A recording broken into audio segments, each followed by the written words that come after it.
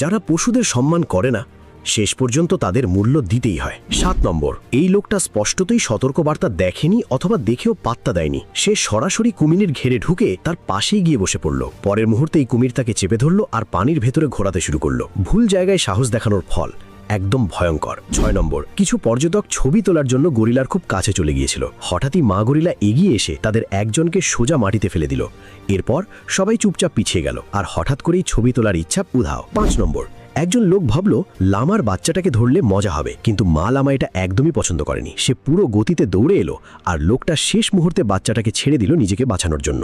মজা করতে গিয়ে বড় ভুল। 4 নম্বর, ডেলিভারি কর্মীরা একটা ঘোড়া নামাচ্ছিল ট্রাক থেকে।